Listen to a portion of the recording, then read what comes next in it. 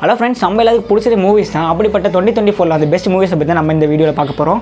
Starting with ஒரு big ஆக்டர்ஸை பற்றி பார்க்குறோம். அதுக்கு முன்னாடி நான் இந்த வீடியோவில் ஏதாச்சும் ஒரு மூவிஸை மிஸ் பண்ணியிருந்தேன்னா அதை நீங்கள் கமெண்ட்ஸில் சொல்லுங்கள். Starting with big actors. Rajini சாருக்கு இந்த வருஷம் வந்த படம் வந்து லால் சலாம், அப்புறம் வேட்டையன். லால் சலாம் வந்து ஒரு ஆவரேஜான மூவி தான், அதாவது அவரோட ஸ்டாண்டர்ட்ஸ்க்கு ஒரு ஆவரேஜான மூவி தான். ஸோ அது வந்து ஒரு ஹிட்டான ஒரு கணக்கில் வராது. பட் வேட்டையன் வந்து கமர்ஷியல் ரீதியாக ஒரு ஹிட்டு தான். எக்ஸிட் ரிவ்யூஸ் வந்திருந்தாலும் அது ஒரு நல்ல ஒரு ஹிட்டான மூவின்னு தான் சொல்லலாம். தென் கமல் சார், அவருக்கு வந்து இந்தியன் 2 வந்துச்சு. இந்தியன் 2வோட ரிவ்யூ, பாக்ஸ் ஆஃபீஸ் கலெக்ஷன் எல்லாமே உங்களுக்கே தெரிஞ்சிருக்கும். இந்தியன் 2 வந்து ஒரு ஃப்ளாப்பு தான் ஓப்பனாக சொல்லணும்னா. தென் விஜய் சார், அவருக்கு வந்து பார்த்திங்கன்னா கோட் மூவி. கோட் வந்து என்ன தான் நிறையா நெகட்டிவ் கமெண்ட்டு, மிக்ஸ்ட் ரிவ்யூ வந்தாலும் ஒரு உண்மையிலே சொன்னால் ஒரு செமையான ஹிட்டு. 2024 ஒரு பெரிய ஹிட்டு ஸ்டார்டிங் வந்து கோட்டு தான். தென் அஜித் சாருக்கு தலைக்கு ஒரு படமே இந்த வருஷம் வரவே இல்லை. மேபி அடுத்த வருஷமாச்சும் வரும் நம்ம நம்புவோம். சூர்யா, அவருக்கு வந்து கங்குவா படம் வந்துச்சு. கங்குவா படத்தோட ரிவ்யூ, மீம்ஸு, ட்ரோல்ஸ்லாம் நீங்களே பார்த்துருப்பீங்க. தென் விக்ரம் சாருக்கு பார்த்தீங்கன்னா தங்கலான் படம் வந்துருந்துச்சு. அவர் வந்து ரொம்ப எஃபர்ட் போட்டு நடிச்சிருந்தார் தங்கலான் மூவிக்கு. பட் அதுக்கான ரிசல்ட் அந்தளவுக்கு அந்த எஃபர்ட்டுக்கு ஏற்ற ரிசல்ட்ஸ் கிடைக்கவே இல்லை. தென் காட்சி சாருக்கு வந்து மெய்யழகன் படம் வந்துச்சு. இந்த வருஷத்தில் ஒரு one of the best movie. 96 direct தான் எடுத்திருந்தார். அந்த படத்தோட ஸ்க்ரீன் ப்ளே எல்லாமே சூப்பராக இருந்துச்சு. தனுஷ் அண்ட் சிவகார்த்திகேயன் இவங்க 2 பேத்துக்கு பார்த்தீங்கன்னா இந்த வருஷத்தில் 2 படம் ரிலீஸ் ஆயிருக்கு. ஃபஸ்ட்டு படம் வந்து 2 பேத்துக்கு ஒரே நாள் ரிலீஸ் ஆச்சு, அதாவது 2024 பொங்கலில். தனுஷ் சாருக்கு வந்து கேப்டன் மில்லர், சிவகார்த்திகேயனுக்கு வந்து அயலான் ரிலீஸ் ஆயிடுச்சு. 2 பேத்துக்கும் அந்த படம் வந்து ஒரு மிக்ஸ்ட் ரிவ்யூவாக தான் இருந்துச்சு. 2 பேத்துக்கும் அந்த படம் 2 பேத்துக்கும் பொங்கல் வந்து நல்லா சிறப்பாக அமையலை. வருஷத்தோட எண்டிங்கில், அதாவது ஒரு மிட் ஸ்டேஜில் வந்து எண்டிங்னே சொல்லிக்கலாம். சிவகார்த்திகேயன் சாருக்கு வந்து அமரன் அண்ட் தனுஷ்க்கு வந்து ராயன். அவர் வந்து அவராக டேரக்ட் பண்ணி எடுத்த மூவி. வந்து அவரோட 50வது மூவியில் அவ்வளோ ஒரு கட்ஸோட அவரே டேரக்ட் பண்ணி நடிச்சது வந்து ஒரு பெரிய விஷயம். அடுத்து அமரன் மூவி. அமரன் வந்து இந்த 2024 ஒன் ஆஃப் தி பெஸ்ட் ஹிட்னு சொல்லலாம். இலங்கன் ஒரு ஹிட்டுன்ற மாதிரி. இது வந்து கமர்ஷியல் ரீதியாகவும் சரி, ஃபேமிலிக்கு பிடிச்ச மாதிரியும் எல்லாத்துக்கும் எல்லா ஆடியன்ஸ் கவர் பண்ணுற மாதிரி இருந்துச்சு அமரன் வந்து உங்களுக்கு எல்லாத்துக்கும் தெரிஞ்சிருக்கும். மேஜர் முகுந்த் அவரோட பயோகிராஃபி தான். பட் சிவகார்த்திகேயன், இந்த படத்தில் முக்கியமான கேரக்டர் வந்து சாய் பல்லவி அண்ட் அவங்களோட ஆக்டிங்லாம் ரொம்ப சூப்பராக இருந்துச்சு.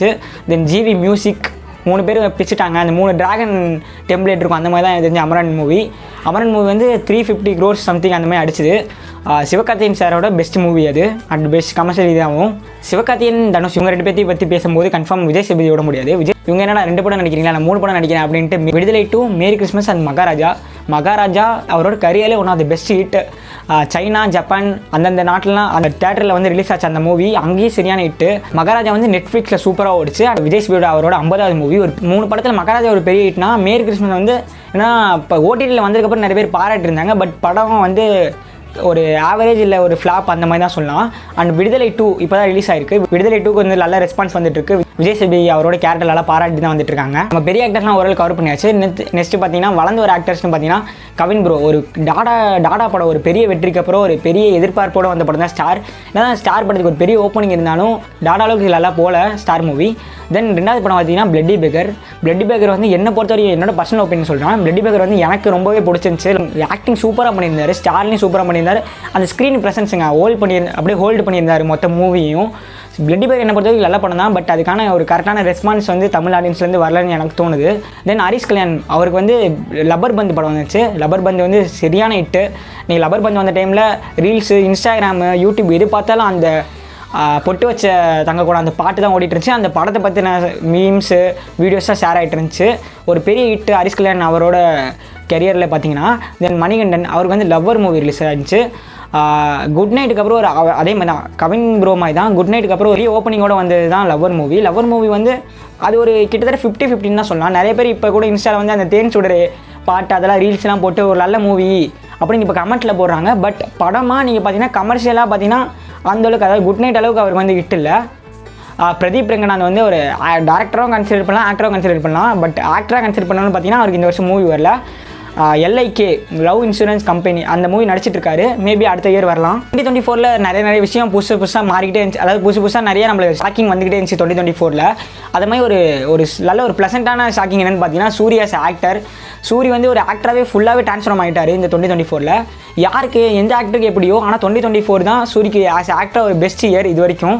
ஸ்டார்டிங்லேயே இவ்வளோ பெரிய 2 ஹிட்டு கிடச்சிது. அந்த 2 ஹிட்டு எதுன்னு உங்களுக்கே தெரிஞ்சிருக்கும். கொட்டுக்காளி, கர்டன், அப்போ இப்போ ரீசெண்டாக விஜய் சேதுபதி சொன்ன மாதிரி தான் விடுதலை 2. கொட்டுக்காளி வந்து நிறையா அவார்ட் ஃபங்க்ஷன் ஷோக்கெலாம் போச்சு. தென் கர்டன் வந்து ஒரு கமர்ஷியலாகவும் சரி, ஃபேமிலி ஆடியன்ஸு, ஜென்ரல் ஆடியன்ஸ் எல்லாத்துக்கும் பிடிச்ச மூவியாக இருந்துச்சு. சசிகுமார் சாரும் சூரி சார் 2 பேர் சூப்பராக நடிச்சிருந்தாங்க. அந்த கர்டன் மூவியில் அவங்களோட சூரி சாரோட பொட்டன்ஷியல், அவரோட ஆக்டிங் பொட்டன்ஷியல் ஃபுல்லாகவே வெளியே வந்துச்சு அந்த மூவியில். இப்படி பெரிய பெரிய ஆக்டரோட மூவிலாம் நம்ம பற்றி பேசிகிட்டு இருக்கும்போது ஒரு சின்ன 2 பசங்க 2 பேர் நடித்த மூவி இந்த வருஷத்துல 2024 one of the memorable movie Vaazhai வந்து மாரி செல்வராஜ் அவரோட பயோகிராஃபியாக வந்த படம். பாலா சார் அவரோட ரியாக்ஷன் பார்த்தாலே உங்களுக்கு தெரிஞ்சிருக்கும் அந்த மூவி எவ்வளோ ஒரு இம்பாக்ட் கொடுத்துச்சுன்னு எல்லாத்துக்கும். இம்பாக்ட்ஃபுல்லான மூவியாக இருந்துச்சு வாழை இந்த வருஷத்தில். Vaazhai one of the best movie 2024. And இதெல்லாம் பற்றி பேசும்போது இந்த வருஷத்தோட ஃபஸ்ட் 100 கோடி அடித்த மூவியை நம்ம மறந்துடக்கூடாது. அது என்னென்ன பெரிய ஆக்டரோட மூவியாக இருக்குன்னு நீங்கள் நினச்சிருப்பீங்க. பட் பெரிய ஆக்டர் தான் அவர், வந்து டேரக்டர் சுந்தர் சி. அரண்மனை 4 தான் இந்த வருஷத்தோட ஃபஸ்ட் 100 crore கிளப்பில் சேர்ந்துச்சு. அது ஒரு நல்ல ஹிட்டு தான், கமர்ஷியலான ஹிட்டு. ஒரு எப்படி சொல்லு பக்கா கமர்ஷியல் மூவி. சாங்ஸ் ஒரு மெயின் ரீசனு. அது இல்லாமல் பேய் படம் ஒரு ஹிட்டு தான். அரண்மனை சீரிஸில் இது one of the best hit. Tamil movies நம்ம ஓரளவுக்கு ரஃபாக கவர் பண்ணியாச்சு. அதர் லாங்குவேஜ் மூவிஸ் தமிழ் சினிமாவில், அதாவது தமிழ்நாட்டில் ஹிட்டான மூவிஸ் எதுன்னு நம்ம பார்ப்போம். ஃபஸ்ட்டு ஆவேசம்னாலே ரெங்கன் செட்டா அவர் உங்களுக்கு ஞாபகம் வந்திருப்பார். அது ஆவேசம், அதை வச்சு நிறைய மீம்ஸு அதெல்லாம் நீங்கள் பார்த்துருப்பீங்க. அண்ட் ஆவேசம் வந்து ஒன் ஆஃப் த எப்படி சொல்கிறது பெஸ்ட் மூவின்னு சொல்ல மாட்டேன், பட் கமர்ஷியலாக எல்லாத்துக்கும் போய் ரீச் ஆச்சு அந்த மூவி. அந்த கெட்டப் ஆகட்டும், அதில் பாட்டு நல்ல ஹிட்டு, எல்லா பாட்டுமே ஹிட்டு. ஸோ எல்லா இடத்துலையும் போய் சேர்ந்துச்சு ஆவேசம் மூவி. தென் பிரேமலு வந்து ஒரு எப்படி சொல்கிறது ஒரு ஃபீல் குட்டான மூவி. பிரேமமுக்கு அப்புறம் ஒரு பிரேமலு எனக்கு வந்து மலையாளம் மூவிஸ் அந்தளவு நான் பார்க்க மாட்டேன். நான் பார்க்க மாட்டேன், நிறைய பேர் பார்த்துருக்க மாட்டேங்கன்னு நினைக்கிறேன். அப்படி பார்த்ததுலேயே பிரேமல் வந்து one of the best movie. Hero வந்து ஒரு பெரிய நம்மளுக்கு தெரிஞ்ச ஹீரோவும் இல்லை, அதாவது நியூவான ஹீரோ தான். அவர் நடித்த படம் வந்து சூப்பராக இருந்துச்சு. சச்சினா நடிச்சிருந்தார். பிரேமல் ஒவ்வொரு சாங் சூப்பராக இருக்கும். அண்டு மமிதா பைஜு அவங்க வந்து ஹிட் ஆகிட்டாங்க, இந்த வருஷத்துக்கு ட்ரெண்ட் ஆகிட்டாங்க. மலையாள மூவிஸை வந்து நம்ம பிரேமோட சொல்லிட்டோம், ஆவேசம் சொல்லிட்டோம். 3வது எதுன்னு உங்களுக்கே தெரிஞ்சிருக்கும், மஞ்சுமல் பாய்ஸ். அந்த ஒரு பாட்டு அந்த படத்தையே மொத்தம் ஹோல்டு பண்ண மாதிரி அந்த ஒரு பாட்டை எல்லா இடத்துக்கும் போய் ரீச் ஆச்சு. அந்த ஒரு பாட்டை வச்சே அந்த படம் எனக்கு தெரிஞ்சு பெரிய ஹிட்டாக ஆயிடுச்சுன்னே நான் நினைக்கிறேன். 1 லைனில் இருக்கிறதுனால அந்த ஸ்க்ரீன் பிளே எல்லாமே ஒரு சூப்பராக இருந்துச்சு. இந்த வருஷத்தில் 3 மலையாள மூவி தமிழ்நாட்டில் இவ்வளோ ஹிட்டானது ஒரு பெரிய விஷயம். ஃபஸ்ட்டு பேன் இந்தியா மூவிஸ், அதாவது பாகுபலி, KGF அந்த மாதிரி வரிசையில் இந்த வருஷம் வந்த மூவிஸ் பார்த்திங்கன்னா புஷ்பா 2, தென் கல்கி. புஷ்பா 2 வந்து இப்போ ரீசெண்டாக கொஞ்ச நாளைக்கு முன்னாடி தான் ரிலீஸ் ஆச்சு. அதே மாதிரி தான் புஷ்பா 1க்கு வந்து அதே டெம்ப்ளேட் தான், பாட்டு எல்லாமே ஹிட் ஆகிடுச்சு திரும்பியும். அதேமாதிரி படமும் ஒரு செம்மையான ஹிட்டு, ஃபாஸ்டஸ்ட் 1000 crores என்னமோ அந்த மாதிரி ரெக்கார்ட் பண்ணுச்சு. பட் புஷ்பா 2 இந்த வருஷத்தில் ஒரு பெரிய ஹிட்டாக தான் இருந்துச்சு. KGF 2, பாகுபலி 2 அதே வருஷத்தில் புஷ்பா 2 ஒரு ஹிட்டோட இதாக இருக்குது. நிறைய படம் வந்து இந்தியன் 2 நிறைய படம் வந்து செகண்ட் பார்ட் வந்து ஃப்ளாப் ஆகிறது இல்லாமல் இது வந்து ஒரு ஹிட்டாகவே அமைஞ்சுது. பாகுபலி வந்துட்டோம். அப்போ கல்கி, பிரபாஸ் நடித்த கல்கி வந்து ஒரு பெரிய ஹிட்டு. பெரிய ஸ்டார் கேஸ்ட் நிறைய பேர் இருந்தாங்க, சொல்கிறதுக்கே இந்த வீடியோ எடுத்து டைம் ஆயிரும். அந்த மூவி ஒரு சரியான ஹிட்டு தான். எப்படி கிரிக்கெட்லாம் நியூஸில் வந்து ஒரு அண்டர் டாக் சைலண்ட் கில்லர் அந்த மாதிரி சொல்லுவாங்களோ, அதே மாதிரி 2024 ஒரு அண்டர் டாக் சைலண்ட் கில்லர்னு பார்த்தீங்கன்னா லக்கி பாஸ்கர் தான். துல்கர் சல்மான் அவரோட ஸ்கிரிப்ட் செலெக்ஷனு, மூவிஸ் எல்லாமே ஒரு யூனிக்கான வேல இருக்கும். அவர் நம்பி படத்துக்கு போகலாம், அந்த மாதிரி ஒரு ட்ரெண்டு எல்லாமே செட் பண்ணி வச்சார், அவரோட ரேஞ்சை செட் பண்ணி வச்சார். அதே மாதிரி இந்த வருஷம் அந்த லக்கி பாஸ்கர், அதாவது ரொம்ப சைலண்ட்டாக இருந்துச்சு மூவி, பட் படத்தோட கதை, ஸ்க்ரீன் பிளே எங்கேஜிங்காக இருந்துச்சு. ஒவ்வொரு நிமிஷமும் அடுத்து என்ன அந்த மாதிரி நம்ம எந்த இடத்துலையும் ஒரு கெஸ்ஸே பண்ண முடியல. அண்ட் துல்கர் சல்மானோட ஆக்டிங் பற்றி உங்களுக்கு சொல்லவே தேவையில்லை, சூப்பராக நடிச்சிருந்தாரு. இதுதான் பெஸ்ட் மூவிஸ் நாங்கள் கம்பைன் பண்ணி சொல்லியிருக்கோம். இல்லாச்சும் ஒரு சேஞ்சஸோ இல்லாச்சும் நாங்கள் ஒரு மூவிஸ் நாங்கள் மிஸ் பண்ணியிருந்தாலோ நீங்கள் கமெண்ட்ஸில் சொல்லுங்கள். நம்மளுக்கு சினிமா எவ்வளோ பிடிக்குமோ அதே அளவுக்கு ஸ்போர்ட்ஸும் பிடிக்கும். அப்படிப்பட்ட important events in 2024 in sports அதை வந்து இப்போ வெங்கடேசன் சொல்லுவார். ஹலோ ஃப்ரெண்ட்ஸ், ஸ்போர்ட்ஸ் சம்மந்தமாக இந்த வருடம் 2024ஆம் ஆண்டு நடந்த முக்கிய நிகழ்வுகளை நம்ம இந்த தொகுப்பாக பார்க்க போகிறோம். முதல்ல பார்த்தீங்கன்னா பிப்ரவரி மாதத்தில் உமன்ஸ் IPL போட்டி தொடங்குச்சு. பிப்ரவரி தொடங்கி மார்ச் வரை நடந்துச்சு. இது வந்து 2வது சீசன். இதில் பார்த்தீங்கன்னா இறுதிப் போட்டிக்கு RCB மற்றும் டெல்லி அணிகள் மோதின. RCB பெண்கள் அணி கோப்பை வென்று அசத்தியது. RCB ஃபேன்ஸ்க்குலாம் ஒரு உற்சாகத்தை உண்டாக்குச்சு. ஏன்னா இது வரைக்கும் RCB வந்து IPL டோர்னமெண்ட்டில் கோப்பையை அடிச்சதில்லை. ஸோ உமன்ஸில் அடிச்சதுனால அதே ஒரு அந்த பரபரப்போடு இருந்தாங்க. ஏன்னா அது ரீசன் வந்து அதை தொடர்ந்து மென்ஸ் IPL டோர்னமெண்ட்டும் நடக்க ஆரம்பிச்சிச்சு அந்த காலகட்டம் அப்படிங்கிறதுனால. ஸோ உமன்ஸ் ஜெயிச்ச மாதிரி மென்ஸ் நாங்களும் ஜெயிப்போம் சான்ஸ்ட்டு எக்ஸைட்மெண்ட் இருந்துச்சு. அது தகுந்த மாதிரியே மென்ஸ் RCB டீமும் பிளே ஆஃப் வரைக்கும் போனாங்க. அதாவது மென்ஸ் IPL டோர்னமெண்ட் 17வது டோர்னமெண்ட் பார்த்தீங்கன்னா மார்ச் மாதம் தொடங்கி மே வரைக்கும் நடந்துச்சு. KKR, SRH, Rajasthan Royals, RCB அணிகள் பிளே ஆஃபுக்கு தகுதி பெற்றாங்க. இதில் வந்து சென்னையில் நடந்த இறுதிப் போட்டியில் SRH அணி தோக்கடிச்சு KKR அணி சாம்பியன் பட்டம் வென்றாங்க. ஏன்னா ஃபைனலுக்கு முன்னாடி பார்த்தீங்கன்னா SRH தான் கோப்பை ஜெயிப்பாங்க, டிராவிஸ் ஹெட், அபிஷேக் சர்மா இந்த மாதிரி இருக்காங்க அப்படின்னு சொல்லி பார்க்குறப்ப அதுக்கு ஒரு அதிர்ச்சி தர மாதிரி KKR அணி சாம்பியன் பட்டம் வென்றாங்க. மூன்றாவது நம்ம அப்படியே ஜூன் மாதத்துக்கு போயிடலாம். ஜூன் மாதத்தில் 9வது மென்ஸ் T20 வேர்ல்டு கப் நடந்துச்சு USA மற்றும் வெஸ்ட் இண்டீஸ் நாடுகளில். இதில் பார்த்தீங்கன்னா இந்திய அணி ஆரம்பத்துலேருந்து சூப்பரான பெர்ஃபார்மன்ஸை கொடுத்துட்டே வந்தாங்க. செமிஃபைனல் குவாலிஃபை ஆனாங்க. செமிஃபைனலில் இங்கிலாண்டை போட்டு மாதம் தோக்கடிச்சாங்க. ஃபைனலுக்கு தகுதி பெற்றாங்க. ஃபைனலில் சவுத் ஆஃப்ரிக்கா அணியோட மோதினாங்க. அந்த டோர்னமெண்ட்டில் ஸ்டார்டிங்லேருந்து ஆடாத விராட் கோலி ஃபைனலில் சூப்பராக பெர்ஃபார்ம் பண்ணார். ரோஹித் சர்மாவோட கேப்டன்சியாக இருக்கட்டும், ராகுல் டிராவிட்டோட பயிற்சியின் கீழே இந்திய அணி சிறப்பாக விளையாண்டாங்க. ஃபைனல் மேட்ச் ரொம்ப ஒரு பரபரப்பை உண்டாக்கிருச்சுன்னு சொல்லலாம். ஒரு டென்ஷன் பிபிஎல்லாம் எகிர வச்சிருச்சு. ஏன்னா ரீசன் வந்து சவுத் ஆஃப்ரிக்கா அணி வந்து செகண்ட் பேட்டிங் பிடிச்சாங்க. டேவிட் மில்லரும் கிளாஸனும் பயன்படுத்திட்டாங்கன்னு சொல்லலாம். கடைசி ஓவர் வரைக்கும் போச்சு. கடைசி ஓவரில் ஹர்திக் பாண்டியா வீசினார், ரொம்ப அருமையாக வீசினார். சூரியகுமார் அந்த கேட்சாக இருக்கட்டும் அதெல்லாம் மறக்கவே முடியாது அப்படிங்கிற மாதிரி சொல்லலாம்.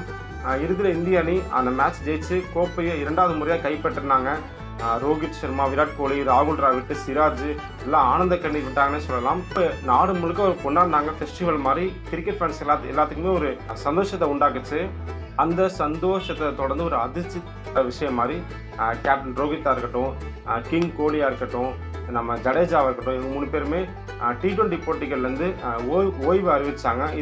இது பல ஃபேன்ஸுக்கு ஒரு அதிர்ச்சியை உண்டாக்குச்சு. 4வது பார்த்தீங்கன்னா ஜூலை 9ஆம் தேதி கௌதம் கம்பீரை தலைமை பயிற்சியாளராக BCCI அறிவித்தாங்க. அப்போ ஒரு குட்டி ஷாக்கு இருந்துச்சு. ஏன்னா கௌதம் கம்பீருக்கு விராட் கோலிக்கு ஒரு கான்ட்ரவர்சியமாக இருக்குது. அப்படி இருக்கப்போ எப்படி இது ஒத்து வரும் அப்படிங்கிற மாதிரிலாம் பேச்சு இருந்துச்சு. ஆனால் இப்போ பார்த்தீங்கன்னா ஸ்மூத்தாக இருந்துச்சு, நல்லா தான் போயிட்டுருக்கு. 5வது பார்த்தீங்கன்னா உலகமே உற்று நோக்கிய ஒலிம்பிக் போட்டிகள் ஜூலை மாதம் நடந்துச்சு. ஜூலை 26 தொடங்கி ஆகஸ்ட் 11 வரைக்கும் நடந்துச்சு. பிரான்ஸ் நாட்டில் பாரிஸில் பல நாடுகள் பங்கேற்றாங்க. இந்தியா சார்பாக பல வீரர்கள் பங்கேற்றாங்க. இதில் மானு பாக்கர் அப்படிங்கிற ஃபீமேல் ஷூட்டர் வந்து ரொம்ப அசத்துனாங்க. 10 மீட்டர் ஏர் பிஸ்டல் ஷூட்டிங் பிரிவில் 2 பிரான்ஸ் வென்றாங்க. நம்ம ஒரு ரெக்கார்டு படைச்சாங்க. இந்தியா சார்பாக ஒரே ஒலிம்பிக்கில் இதற்கு யார் 2 மெடல் வாங்கினதே இல்லை அப்படிங்கிற ரெக்கார்டை படைச்சாங்க. அதே மாதிரி இந்தியன் நேஷனல் ஹாக்கி டீம் வந்து பிரான்ஸ் மெடல் ஜெயிச்சாங்க. அந்த 3rd பிளேஸ்க்கான மேட்ச்சில் ஸ்பெயினை தோக்கடிச்சு மாசா ஜெயிச்சாங்க. அதே மாதிரி நீரஜ் சோப்ரா வந்து ஜாவலின் த்ரோவில் சில்வர் மெடல் வாங்கினார். அவர் கோல்டுக்கு தகுதியானவர். அன்றைக்கி டேயில் அவர் சரியாக பெர்ஃபார்ம் பண்ண முடியல. மற்றபடி அவர் சில்வர் ஜெயிச்சது சந்தோஷமாக இருந்துச்சு. இந்தியா பார்த்தீங்கன்னா 5 பிரான்ஸு 1 சில்வர் அப்படின்னு மொத்தம் 6 மெடலோட ஒட்டுமொத்த மெடல்ஸ் டேபிள் பட்டியலில் 71வது இடத்த பிடிச்சாங்க. இதுக்கு நடுவில் பார்த்தீங்கன்னா வினேஷ் போகத் அவங்க வந்து மல்யுத்தத்தில் 50 கிலோ எடைப்பிரிவில் ஃபைனலுக்கு குவாலிஃபை ஆகிட்டாங்க. அந்த ஃபைனல் டேயில் மேட்ச் நடக்க போகிறதுக்கு முன்னாடி அவங்கள வந்து வெயிட் வந்து 50 கிலோட 100 கிராம் எக்ஸ்ட்ரா இருக்காங்க அப்படின்னு சொல்லி டிஸ்குவாலிஃபிகேஷன் பண்ணிட்டாங்க. இந்த இறுதிப் போட்டியில் பங்கேற்க முடியாத நிலை ஏற்பட்டுச்சு. இதனால் இந்தியாவுக்கு ஒரு தங்கம் பறிப்போனது. ஏன்னா அவங்க அந்த குறிப்பிட்ட ஈவெண்ட்டில் பார்த்தீங்கன்னா ஸ்டார்டிங் வந்து சூப்பராக பெர்ஃபார்ம் பண்ணிருந்தாங்க. ஸோ இந்தியாவுக்கு ஒரு கோல்டு கிடைக்கும் இந்த ஒலிம்பிக்கில் அப்படின்னு எதிர்பார்க்கப்பட்ட நிலையில் நம்மளுக்கு ஒரு கோல்டு போனது ஒரு அதிர்ச்சியும் சோகத்தை உண்டாக்குதுன்னு சொல்லலாம். இப்போ நம்ம அப்படியே நவம்பருக்கு வந்துடலாம். நவம்பரில் 24 மற்றும் நவம்பர் 25ஆம் தேதி IPL மெகா ஏலம் துபாயில் நடந்துச்சு. பல வீரர்கள் கோடிக்கணக்கில் போனாங்க, பல வீரர்கள் அணி மாறினாங்க. இதில் முக்கியமாக பார்த்தோன்னா ரிஷப் பண்ட் 27 கோடிக்கு லக்னோ அணியால் வாங்கப்பட்டார். அதுக்கப்புறம் ஸ்ரேயாஸ் ஐயர் 26.75 கோடிக்கு பஞ்சாப் அணியாலும், வெங்கடேஷ் ஐயர் 23.75 கோடிக்கு KKR அணியால் வாங்கப்பட்டார். ஏலம் வந்து மிக பிரம்மாண்டமாக முடிஞ்சிச்சு. நம்ம சேனலில் டீம்ஸ்க்கான ரிவ்யூஸ்லாம் போட்டுட்ருக்கோம், முடிஞ்சால் பாருங்கள். அதே மாதிரி இப்போ நம்ம டிசம்பருக்கு வந்துடலாம். டிசம்பர் 1ஆம் தேதி BCCI தலைவராக இருந்த ஜெய்ஷா வந்து அஃபிஷியலாக ICCயோட சேர்மனாக அறிவிக்கப்பட்டார், அப்பாயின்மெண்ட் பண்ணாங்க. அதுக்கப்புறம் டிசம்பர் 12ஆம் தேதி உலக ஆண்கள் செஸ் போட்டி டோர்னமெண்ட் நடந்துச்சு. இதில் நம்ம சென்னை சேர்ந்த குகேஷ் வந்து வேர்ல்டு சாம்பியன் ஆனார். ஒட்டுமொத்த நாடுமே சந்தோஷத்தை கொண்டாடினாங்க. ஏன்னா இதுக்கு முன்னாடி பார்த்தீங்கன்னா விஸ்வநாதன் ஆனந்த் அவரும் செஸ்ஸில் ஒரு வேர்ல்டு சாம்பியன் ஆகிருக்காரு. திருப்பி நம்ம தமிழ்நாட்டிலேருந்து இன்னொருத்தர் போய் ஜெயிச்சது ரொம்ப தமிழ்நாட்டு மக்களுக்கு சரி இந்தியா முழுக்க கொண்டாடினாங்க. லாஸ்ட்டாக பார்த்தீங்கன்னா டிசம்பர் 18க்கு வந்துடலாம். டிசம்பர் 18ஆம் தேதி அதே நம்ம தமிழ்நாட்டோட அஸ்வின் தான் ஒரு உலக கிரிக்கெட்டில் சூப்பராக பவுலிங் பெர்ஃபார்மன்ஸ் பண்ணவர். அவர் வந்து ஓய்வை திடீர்னு அறிவித்தார். இது பல பேருக்கு ஷாக்கிங்காக இருந்துச்சு. இருந்தாலும் அவர் IPL விளையாடுறதுனால அதை நம்ம ஏற்றுக்கிட்டு தான் ஆகணும். கூட இந்த வருஷம் விளையாட்டு சம்மந்தமாக நடந்த முக்கிய நிகழ்வுகளோட தொகுப்பு முடியுது. இதுக்கடுத்து பாலிடிக்ஸ் சம்மந்தமாக சொல்ல நம்ம சிவா வராரு. 2024 முக்கியமான நிகழ்வுலாம் பார்த்துட்டு வந்துருப்பீங்க. Cinema, sports. இப்போ நம்ம அரசியலை பற்றி பார்க்க போகிறோம். அரசியல் ஒரு தனிப்பட்ட மனிதனுக்கும் ஏன்னா பார்த்தீங்கன்னா எல்லாருமே டேட்டா பேஸில் வரும், தனிப்பட்ட மனிதன் அளவுக்கு சம்மந்தப்பட்டது. இந்த வருஷம் என்ன முக்கியமாக நடந்தது, அதான் எந்த ஒரு ஆர்டர் இல்லாமல் நம்ம எல்லாத்துக்கும் தெரிஞ்ச விஷயத்த உங்களுக்கு ஒரு ரீகால் மாதிரி ஞாபகம் வச்சுக்கிற மாதிரி ஒரு தொகுப்பு தான் இந்த வீடியோ. ஏன்னா இப்போ கூட இன்றைக்கி தேதியில் பார்த்தீங்கன்னா எனக்கு கிறிஸ்மஸ் ஒரு சைடு எல்லாம் செலிப்ரேஷன் பண்ணிட்டு இருக்கப்போ இந்த தேதியில் பார்த்தீங்கன்னா அண்ணா யூனிவர்சிட்டியிலே ஒரு பொண்ணை வந்து பாலியல் வன்கொடுமை பண்ணியிருக்காங்க. ரொம்ப வருத்தமாக இருக்குது. ஒரு சைடு பார்த்தீங்கன்னா கொல்கத்தாவில் வந்து நடந்துச்சு, இதே வருஷத்துல தான் கொல்கத்தா டாக்டர் கேஸ் நடந்துச்சு. புதுச்சேரியில் பார்த்தீங்கன்னா ஒரு சின்ன 9 வயசு பொண்ணுக்கு நடந்தது. இன்னொரு சைடு ஜார்க்கண்டில் பார்த்தீங்கன்னா ஒரு வெளிநாட்டு vlog பண்ணுறோம் அவங்களுக்கு பார்த்தீங்கன்னா நடந்துச்சு. இந்த மாதிரி அறியப்பட்ட இதில் ரொம்பவே பப்ளிக் பிளேஸில் எந்த ஒரு அச்சமற்ற தன்மையோட இந்த மாதிரி விஷயங்கள் தொடர்ந்து நடந்துக்கிட்டே வருது. பெண்கள் பாதுகாப்பாக இருக்கட்டும், சமூகத்தில் தொடர்ந்து இந்த மாதிரி பிரச்சனைகள் வரனால தான் சட்டம் ஒழுங்கு பிரச்சனை வருது. இது எல்லாமே அரசியல் மையப்படுத்தி தான் இருக்குது.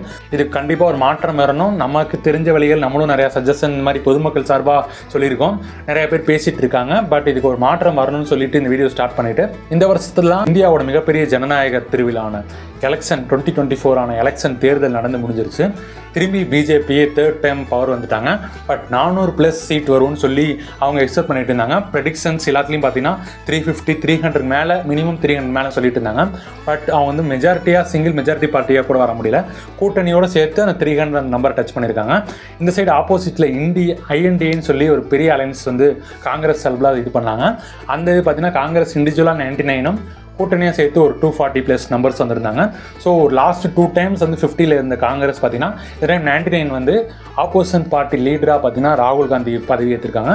ஸோ பிரைம் மினிஸ்டராக நரேந்திர மோடி 3rd டைம் வந்திருக்காரு. நேருக்கு அப்புறம் ஆப்போசிஷன் லீடராக ராகுல் காந்தி வந்திருக்காங்க.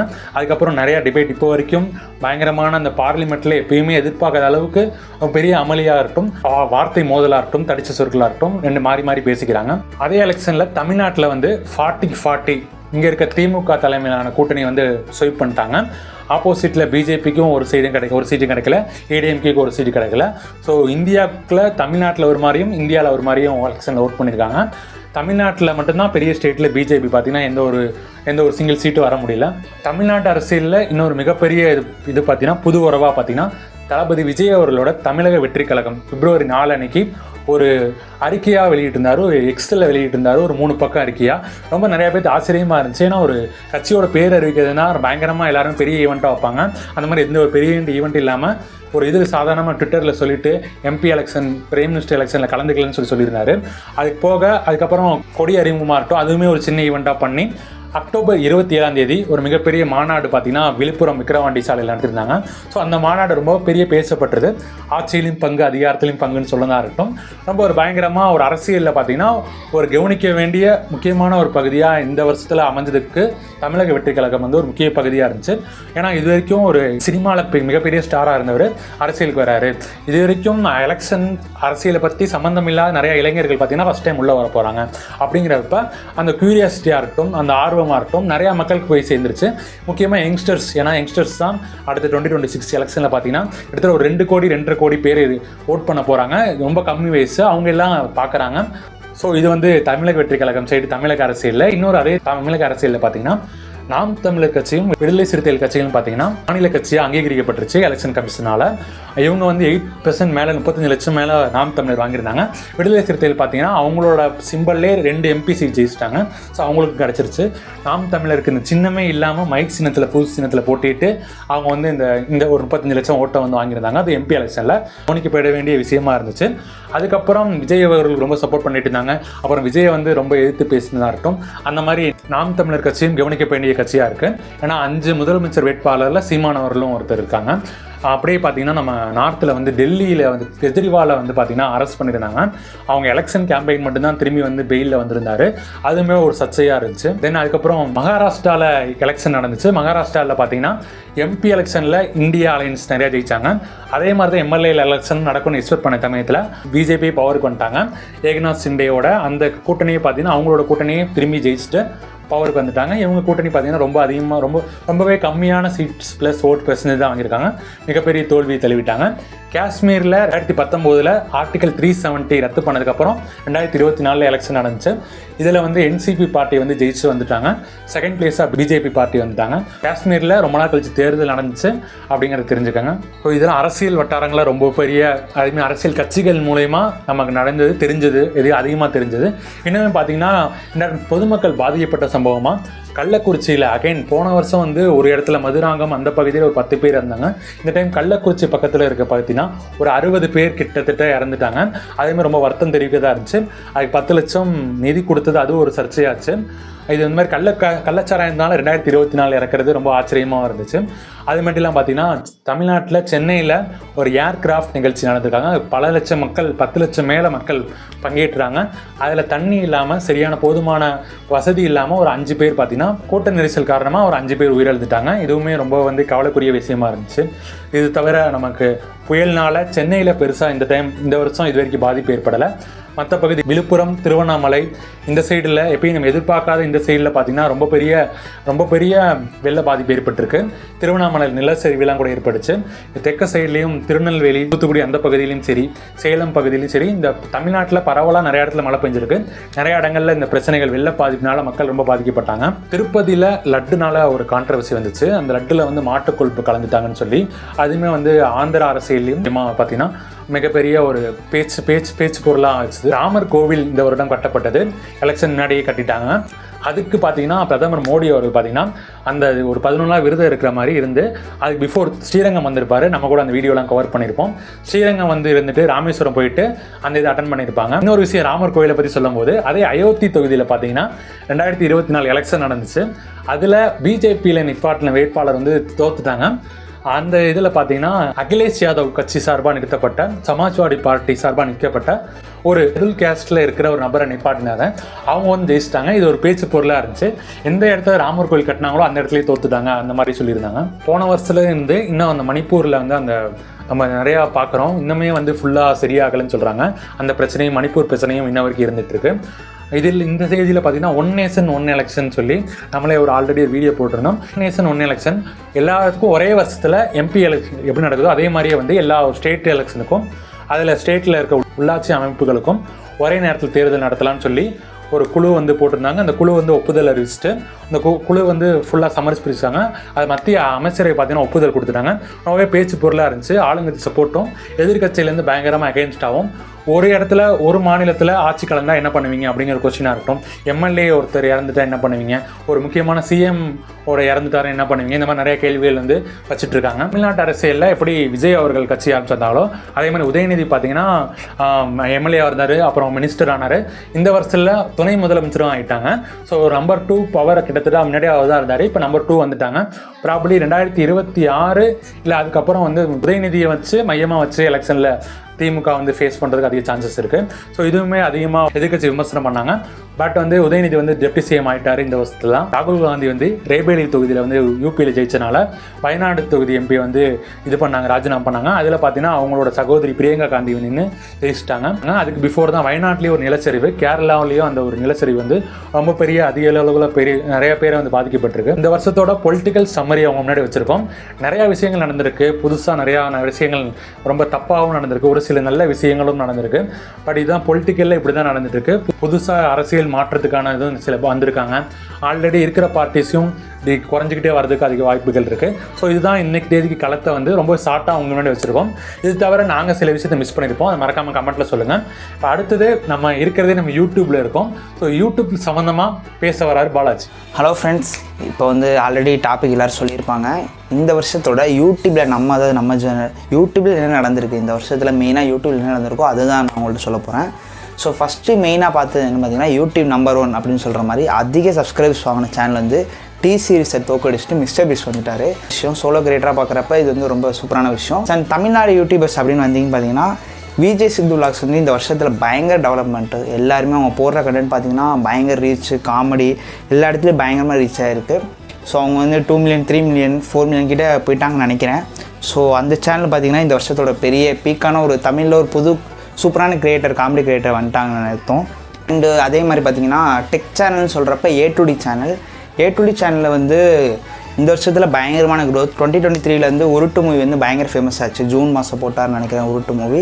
இந்த வருஷம் அவரோட க்ரோத் வந்து பயங்கரமாக இருக்குது. அவரோட எடிட்டிங் ஸ்டைலாக இருக்கட்டும், A2D சேனலில் அவர் சொல்கிற டீட்டெயில்ஸாக இருக்கட்டும், யாரும் சொல்லாத ஒரு டெக் கண்டென்ட்டை வந்து இப்போ தமிழில் வந்து இது பண்ணதுனால பயங்கர ரீச் ஆகிருக்காரு. ஸோ விஜய் சித்துலாஸ் அண்ட் A2D சேனல் வந்து இந்த வருஷத்தில் பயங்கர பீக்கான ஒரு 2 சேனல் தமிழ் கிரியேட்டர்ஸ் பொறுத்த வரைக்கும். அண்டு பிரச்சனை அப்படின்னு என்னென்னு பார்த்தீங்கன்னா டெக் சேனலுக்கு வந்து இந்த டைம் பயங்கர பிரச்சனையாச்சு. ஏ2டியோட ஸ்கேம் அவர் போடுற வீடியோக்கு வந்து ஒரு சில பேக் ஃபயர் ஆகிடுச்சு அவரோட ஸ்கேம் வீடியோஸ்க்கு. அண்டு மெயினாக சொல்லணுன்னா இர்ஃபான் வியூஸ் வர்சஸ் பிரியாணி மேனுக்கு வந்து ஏ2டி வந்து ஒரு சார்ந்து ஒரு போட்டார். அது ஒரு பெரிய பிரச்சனை ஆயிடுச்சு. அண்ட் ஆல்சோ டெக் பாஸ் வந்து தமிழ்நாட்டில் இருக்க நம்பர் 1 டெக் சேனல். அதுலேருந்து டெக் சுதர்ஷன் அவர் தான் மெயின். ஸோ அவர் வந்து டெக் பாஸ் வந்து விளையாடுறேன்னு சொல்லி ஒரு வீடியோ போட்டு பயங்கர வைரல் ஆச்சு. அதுக்கப்புறம் வந்து டெக் சூப்பர் ஸ்டார்னு ஒரு சேனல் ஆரம்பிச்சு tech pass tech super star வந்து பயங்கரமாக கிளாஸ் போயிட்டு இருந்துச்சு. நம்ம சேனலில் கூட வீடியோ போட்டிருப்போம். ஸோ இந்த விஷயம் பார்த்திங்கன்னா டெக் கம்யூனிட்டியில் வந்து ஒரு பயங்கர என்ன இவ்வளோ சண்டை ஓப்பனாக பண்ணிகிட்டு இருக்காங்க அப்படின்னு சொல்லி மொத்த இன்டர்நெட் கம்யூனிட்டியை வந்து டெக் சம்மந்தமாக கொஞ்ச நாள் பேச வந்தாங்க. அதேமாதிரி வந்து பிரியாணி மேன் இர்ஃபான் வந்து பயங்கரமாக பேசப்பட்ட ஒரு விஷயம். அவரோட பர்சனல் லைஃப் இர்ஃபானோட நடந்த பர்சனல் ஒரு இன்சிடென்ட் வச்சு பிரியாணி மேன் போட்ட வீடியோக்கு வந்து இர்ஃபான் ரிப்ளை வீடியோ போட்டு அப்புறம் பிரியாணி மேன் வந்து ஒரு லைவ் ஸ்ட்ரீமில் வந்து ட்ரை பண்ணி அதுக்கு வந்து போலீஸ் ஸ்டேஷன் போய் ஒரு கேஸ் ஆகி பயங்கர ஒரு பிரச்சனையாக போச்சு. ஸோ அந்த ஈவெண்ட்டும் வந்து இந்த வருஷம் தான் நடந்தது. தமிழ் கம்யூனிட்டி வந்து ஹெல்த்தியாக இல்லையோ அப்படின்னு தோணுச்சு. ஏன்னா ஆளுக்கால் மாற்றி ஃபைட் பண்ணுற மாதிரி இருந்துச்சு. அதான் இந்த வருஷத்தில் வந்து நிறைய ஃபைட்டு இவங்க ரிப்ளை போடுறது ஓப்பனாக அடிச்சுக்கிட்ட மாதிரி. இன்ஃபேக்ட் நம்ம சோலோ கிரியேட்டர்ஸாக எப்படி இருக்காங்கன்னு பார்த்தா கார்பரேட் விஜய் டிவிலேருந்து வந்த மணிமேகலை அவங்களும் சரி, பிரியங்காஸ் மணிமேகலை அவங்க ஒரு வீடியோ போட்டு அது பயங்கர வைரலாக போச்சு.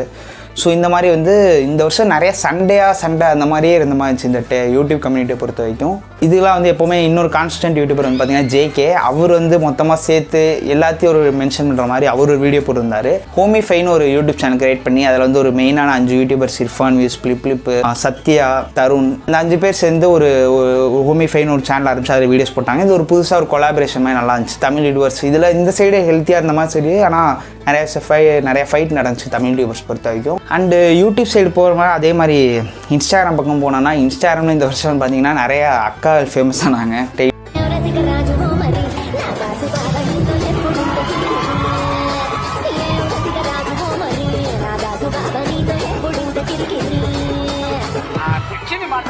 So overall YouTube and Instagram பொறுத்த வரைக்கும் இந்த வருஷம் வந்து கொஞ்சம் ஃபைட்டு நெகட்டிவிட்டி தான் மெயினாக அதிகமாக ரீச் ஆகிற மாதிரி தெரிஞ்சு. பாசிட்டிவோட நெகட்டிவ் பயங்கரமாக ரீச் ஆகுது இந்த வருஷம் ஒரு பெரிய எக்ஸாம்பிள். அண்ட் கிரியேட்டர்ஸ் ரொம்ப அதிகமாகிட்டே போய்ட்டுருக்காங்க. அண்ட் நெகட்டிவிட்டியை நீங்களும் அவங்க போட்டாலும் சரி நீங்கள் அதை வந்து ஷேர் பண்ணாதீங்க, அதை லைக் பண்ணாதீங்க. நீங்கள் லைக் பண்ணுறனால தெரிஞ்சு அதே கண்டினியூஸாக அவங்க வீடியோ போடுறாங்க. அதனால் நெகட்டிவிட்டியை ஸ்ப்ரெட் பண்ணாதீங்க, நீங்களும் பார்க்காதீங்கன்னு சொல்லிட்டு இந்த யூடியூப் நடந்த விஷயத்தையே வந்து எண்ட் பண்ணிக்கிறோம். பாய்.